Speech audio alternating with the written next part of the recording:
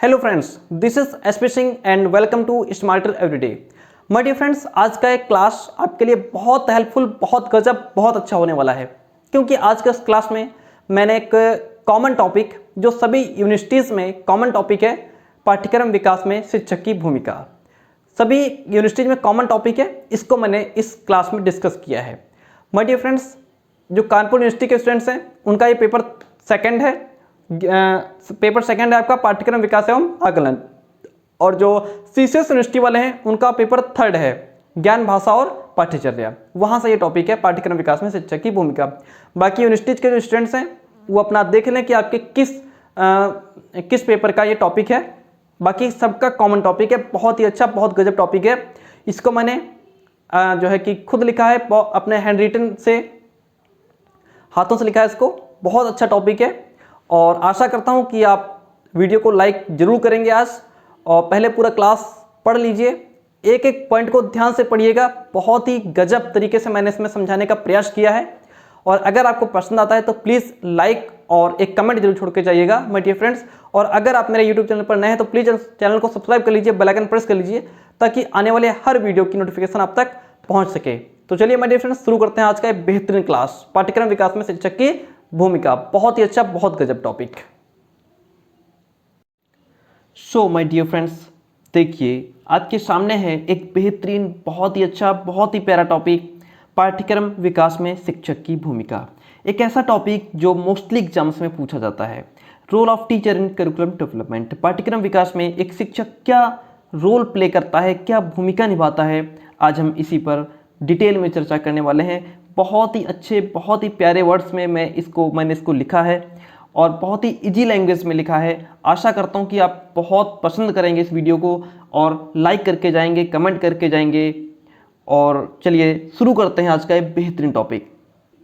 देखिए my dear friends, क्या है लिखा है कि शिक्षण अधिगम प्रक्रिया यानी कि टीचिंग लर्निंग प्रोसेस के मेन पार्ट्स यानी कि प्रमुख अंग हैं कौन कौन? शिक्षक, शिक्षार्थी और पाठ्यक्रम। प्यारे दोस्तों, आज की अगर मॉडर्न एज की बात करें, आधुनिक समय की बात करें, तो आज के समय में टीचिंग लर्निंग जो प्रोसेस है वो पूरा इन्हीं तीनों पर बेस्ड है, इन्हीं तीनों के आधार पर चल रहा है। अगर इन तीनों में से हम किसी एक को भी साइड कर देते हैं, मान लीजिए शिक्षक को हमने हटा दिया, तो क्या शिक्षार्थी और पाठ्यक्रम इन दो के बेस पे पूरा टीचिंग लर्निंग प्रोसेस चल पाएगा? जब तक हमको एक गाइडेंस देने वाला नहीं होगा, निर्देशन देने वाला नहीं होगा, रास्ता बताने वाला नहीं होगा, तब तक हम केवल किताबों से पढ़ के कुछ नहीं कर पाएंगे। हमें कहीं ना कहीं अपने क्वेश्चंस का सॉल्यूशन तो चाहिए, जो हमारी प्रॉब्लम्स हैं उनको तो कोई सॉल्व करे। जो हमारे माइंड में क्वेश्चंस उठ रहे हैं उनको कौन बताएगा? तो इसके लिए ज़रूरी है कि इन तीनों का जो कॉम्बिनेशन है उसमें से अलग कुछ भी नहीं किया जा सकता है। तो जो टीचिंग लर्निंग प्रोसेस है उसके मेन पार्ट्स तीन हैं, शिक्षक, शिक्षार्थी और पाठ्यक्रम। ठीक है, इसके बाद लिखा है प्रारंभ में शिक्षण अधिगम। देखिए लिखा है प्रारंभ में, एक एक वर्ड का पूरी तरीके से अर्थ समझते हुए चलिए। बहुत बेहतरीन, बहुत प्यारा टॉपिक है। प्रारंभ में यानी कि एंशिएंट टाइम में, प्राचीन समय में क्या था? जो शिक्षण अधिगम प्रक्रिया थी, जो भी हमारा टीचिंग लर्निंग प्रोसेस था, उसमें जो शिक्षक होता था उसी को प्राथमिकता दी जाती थी। क्यों? क्योंकि वह शिक्षार्थी और पाठ्यक्रम यानी कि स्टूडेंट और क्या पाठ्यक्रम तैयार करना है, बच्चे को कहाँ से लेके चलना है और किस तरीके से उसको आगे बढ़ाना है, यह पूरा वह टीचर ही तय करता था और दोनों को ही प्रभावित करता था। अगर हम बात करें तो प्राचीन समय में विद्यालय नहीं होते थे, गुरुकुल होते थे और वनों में बच्चों को भेज दिया जाता था पढ़ाई के लिए। गुरुकुल में रहते थे, वहीं पढ़ते थे, वहीं रहते थे और इस प्रकार से उनकी पूरी शिक्षा वहीं गुरु के जो है आश्रम में रह करके कंप्लीट होती थी। तो वहाँ पे क्या था कि जो गुरु होता था उसी को प्राथमिकता दी गई है, वहाँ पर पाठ्यक्रम नहीं होता था। उसका पाठ्यक्रम जो गुरु होता था वो स्वयं तय करता था कि विद्यार्थी को कहाँ से लेके चलना है और कहाँ तक लेके जाना है, यानी कि किस स्टेप के बाद क्या सिखाना है, ये सब गुरु तय करते थे। ठीक है, तो जो एंशिएंट टाइम था वहाँ पे शिक्षण अधिगम प्रक्रिया में शिक्षक को प्राथमिकता दी जाती थी। ठीक है, आगे बढ़ेंगे। इसके बाद बात करेंगे, लिखा है कि 19वीं शताब्दी के प्रारंभ में, फिर जब हमारी जो 19वीं शताब्दी का प्रारंभ हुआ तो उस समय जो मनोवैज्ञानिक थे उन्होंने कहा कि जो शिक्षार्थी हैं इन्हीं को प्राथमिकता दी जाए, कि जो कुछ हैं शिक्षार्थी हैं। तो ये बात इन्होंने 19वीं शताब्दी में उठाई, किन्होंने, मनोवैज्ञानिकों ने। ठीक, पहले प्रारंभ में शिक्षा जो थी वहाँ पे शिक्षक को प्राथमिकता दी गई, 19वीं शताब्दी में शिक्षार्थी को प्राथमिकता दी गई, और उसके बाद पढ़ेंगे वर्तमान समय में क्या। फिर देखिए उसके बाद वर्तमान समय में पाठ्यक्रम को प्राथमिकता दी जा रही है। प्राचीन समय में क्या था कि शिक्षक को प्राथमिकता दी जाती थी, फिर उसके बाद 19वीं शताब्दी आई, वहाँ पे शिक्षार्थी को प्राथमिकता दी गई, और आज मॉडर्न टाइम में, मॉडर्न एज में, आधुनिक समय में, वर्तमान समय में जो पाठ्यक्रम है उसको प्राथमिकता दी जा रही है, क्योंकि पाठ्यक्रम शिक्षक एवं शिक्षार्थी दोनों के लिए विशेष महत्व रखता है। आज के समय में जो पाठ्यक्रम है वो हमारा एक बहुत ही इंपॉर्टेंट हथियार बन गया है। माय डियर फ्रेंड्स, जो नई शिक्षा नीति लागू होगी, क्या उसमें टीचर्स को चेंज किया जाएगा? नहीं, उसमें क्या है, उसमें सिर्फ पाठ्यक्रम को चेंज किया जाएगा। कुछ टॉपिक्स हटा दिए जाएंगे, कुछ नए डाले जाएंगे, कुछ कंटेंट चेंज किया जाएगा। तो ये सब क्या है कि पूरा प्रोसेस जो होगा वो पाठ्यक्रम पे ही निर्धारित होगा। तो आधुनिक समय में जो नई शिक्षा नीति अब जो लागू होगी वो भी पाठ्यक्रम पर ही पूरी बेस होगी, पाठ्यक्रम को ही चेंज किया जाएगा। तो वर्तमान समय में पाठ्यक्रम को प्राथमिकता दी जा रही है। प्रारंभ में क्या था, एंशिएंट प्राचीन समय में शिक्षक को प्राथमिकता दी गई, उसके बाद शिक्षार्थी को, और आज पाठ्यक्रम को प्राथमिकता दी जा रही है। क्यों? क्योंकि पाठ्यक्रम जो है वो शिक्षक एवं शिक्षार्थी दोनों के लिए विशेष महत्व रखता है। शिक्षक को क्या पढ़ाना है और शिक्षार्थी को क्या पढ़ना है, यह पाठ्यक्रम द्वारा ही निर्धारित होता है। एक टीचर को क्या पढ़ाना है, मान लिया पाठ्यक्रम है हमारे सामने, बुक हमारे सामने है, तो उसमें से शिक्षार्थी को हम क्या पढ़ाएंगे, क्या सिखाएंगे, यह उस पाठ्यक्रम द्वारा ही हम निर्धारित करेंगे जो उस पाठ्यक्रम के अंतर्गत है। जैसा कि आप लोग सिलेबस कहते रहते हैं कि हमारा ये जो है इसका सिलेबस क्या है, इसका सिलेबस क्या है, तो वो सिलेबस हमारा क्या है, वो पाठ्यक्रम है। उसी के बेस पे हम आपको पढ़ाएंगे और आप पढ़ रहे हैं। अगर ये टॉपिक आपके पाठ्यक्रम में है तो आप पढ़ेंगे, अगर आपके पाठ्यक्रम में नहीं है तो आप नहीं पढ़ेंगे, है ना। और ये पाठ्यक्रम ही तय कर रहा है कि मैं आपको क्या पढ़ा रहा हूं और आप क्या पढ़ रहे हैं। पाठ्यक्रम ही तो तय कर रहा है। भाई अगर आपके सब्जेक्ट में आपके जो है सिलेबस में ये टॉपिक नहीं होगा, पाठ्यक्रम विकास में शिक्षक की भूमिका, तो आप क्यों पढ़ेंगे, और मैं आपको क्यों पढ़ाऊंगा? नहीं पढ़ाऊंगा ना, क्योंकि आपके सिलेबस में नहीं है। तो इसी प्रकार से जो शिक्षक क्या पढ़ाएगा, बच्चा क्या सीखेगा, क्या पढ़ेगा, ये सब पाठ्यक्रम ही तय करता है, क्योंकि आजकल आधुनिक समय में पाठ्यक्रम को प्राथमिकता दी गई है। शिक्षक को क्या पढ़ाना है और शिक्षार्थी को क्या पढ़ना है, क्या सीखना है, यह पाठ्यक्रम द्वारा ही निर्धारित होता है। इसलिए पाठ्यक्रम विकास में शिक्षक की भूमिका का विवेचन करना जरूरी हो जाता है ना।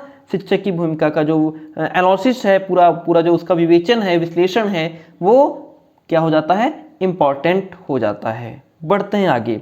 आशा करता हूं आपने वीडियो को लाइक कर दिया होगा और एक प्यारा सा कमेंट छोड़ दिया होगा आपने। इसके बाद आपके सामने लिखा हुआ, देखिए पॉइंट्स पर फोकस कीजिएगा। पाठ्यक्रम विकास में शिक्षक की भूमिका अधिक महत्वपूर्ण इसलिए भी हो जाती है, जो करिकुलम डेवलपमेंट है उसमें टीचर का रोल इसलिए भी इंपॉर्टेंट हो जाता है क्योंकि शिक्षक ही वह व्यक्ति है जो यह अच्छी तरह से जानता है कि अधिगमकर्ताओं यानी कि स्टूडेंट्स, जो लर्नर्स हैं, जो शिक्षार्थी हैं, उनके द्वारा कैसा पाठ्यक्रम पसंद किया जाता है। पॉइंट को नोट कीजिए। जो पाठ्यक्रम विकास में शिक्षक की भूमिका है, ये एक तरीके से तो इसलिए भी इंपॉर्टेंट हो जाती है क्योंकि शिक्षक ही वह एक ऐसी कड़ी है, वह माध्यम है जो यह अच्छी तरह से जानता है कि जो उसके स्टूडेंट्स हैं, जो बच्चे हैं, विद्यार्थी हैं, लर्नर्स हैं, उनके द्वारा कैसा पाठ्यक्रम पसंद किया जाता है, वो क्या पढ़ना चाहते हैं, क्या नहीं पढ़ना चाहते हैं। एक ये भी पॉइंट निकल करके आता है।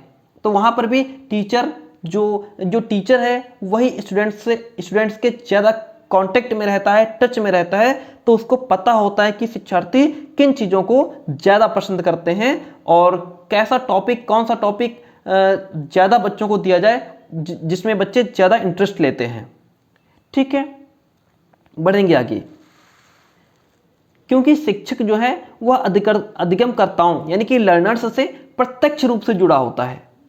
वह भाई उनके साथ में रहता है, क्लास में रहता है, पूरे दिन पढ़ाता है, तो वो क्या है कि लर्नर्स के टच में है, उनके साथ मिलकर कार्य करता है, जिससे वह यह भी समझता है कि जो पाठ्यक्रम है उसका विकास लर्नर्स के लिए पूर्ण रूप से लाभ पहुंचाने वाला भी होना चाहिए, कहीं पर भी बच्चे का नुकसान ना हो। ठीक है, अब देखिए पाठ्यक्रम विकास की प्रक्रिया में शिक्षक की भूमिका के कुछ स्तर भी हैं। जैसे कि पहला स्तर है नियोजन। माय डियर फ्रेंड्स, प्लानिंग क्या है? प्लानिंग आप खुद समझते होंगे कि छोटे से छोटा काम या बड़े से बड़ा काम भी एक प्लानिंग को लेकर के किया जाता है। अगर आप किसी काम को बिना प्लान के करते हैं तो उस काम में आप असफल होने के चांसेस बढ़ जाते हैं। आपका वो काम अच्छे से नहीं होगा अगर आपने उस काम को प्लानिंग के साथ में नहीं किया है। तो इसलिए पहला जो हमारा जो स्तर है, जो लेवल है, जो वो है नियोजन यानी कि प्लानिंग। यह शिक्षक की भूमिका का प्रथम स्तर है, यानी कि पाठ्यक्रम विकास में टीचर क्या रोल प्ले करता है, यह उसका पहला लेवल है। नियोजन या प्लानिंग करके शिक्षक विद्यार्थियों की भविष्य की आवश्यकताओं का अनुमान, यानी कि जो भी हम प्लान कर रहे हैं, बच्चे को क्या पढ़ाना है, बच्चे को क्या सिखाना है, और ऐसी कौन सी चीज़ें हैं जो भविष्य में जिन चीज़ों की बच्चों की आवश्यकता पड़ेगी और उनका हम अनुमान लगाते हैं, और फिर उनके लक्ष्य प्राप्ति के लिए बच्चों को किन चीज़ों की आवश्यकता है, बच्चे अपना क्या लक्ष्य लेकर के चल रहे हैं, यह सब हम पहले प्लान बनाएंगे और फिर उसके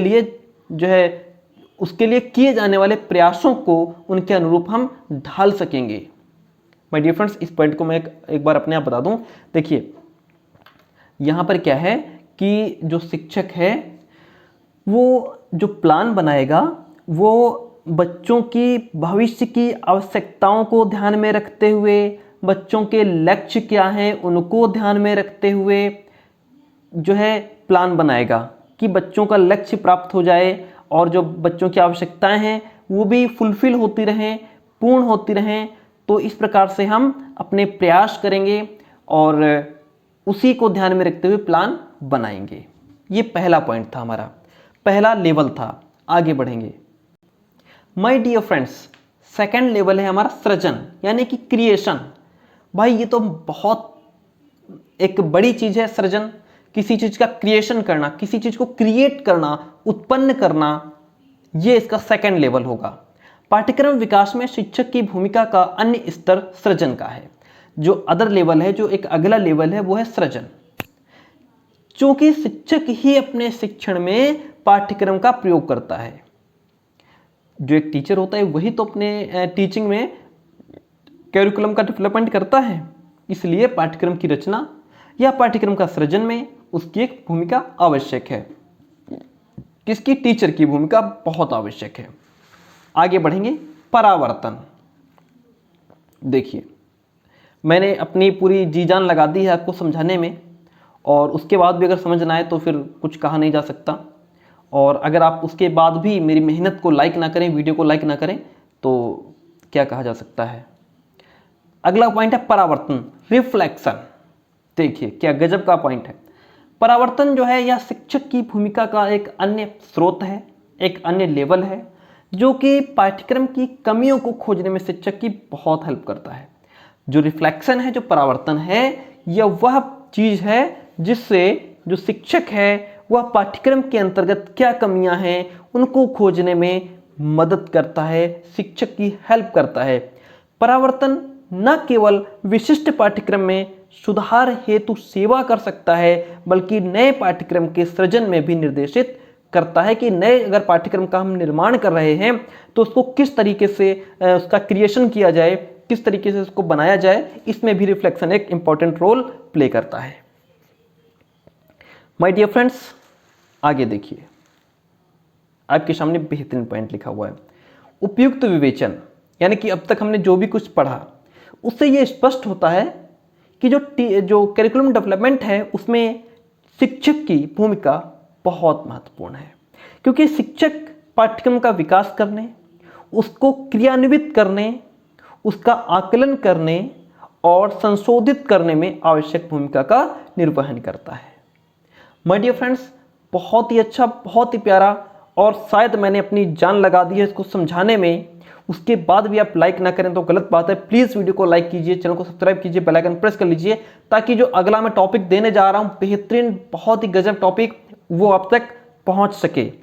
ठीक है, तो एक बहुत ही अच्छा टॉपिक था पाठ्यक्रम विकास में शिक्षक की भूमिका। आशा करता हूं आपको याद हो गया होगा। इसकी पीडीएफ चाहते हो, फटाफट टेलीग्राम चैनल पे आ जाइए, मैं वहां इसकी पीडीएफ शेयर करने जा रहा हूं। और अगर आपने अभी तक मुझे ट्विटर और इंस्टाग्राम पर फॉलो नहीं किया है तो लिंक डिस्क्रिप्शन में है, आप मुझे वहां से ट्विटर इंस्टाग्राम पर भी फॉलो कर सकते हैं। इंस्टाग्राम पर आप अपने क्वेश्चंस छोड़ सकते हैं, मैं वहां से सारे क्वेश्चंस पिकअप करता हूं। ठीक है, और उनका आंसर 100% आपको मिलता है। तो चलिए, आज का इतना ही काफ़ी है। Thank you.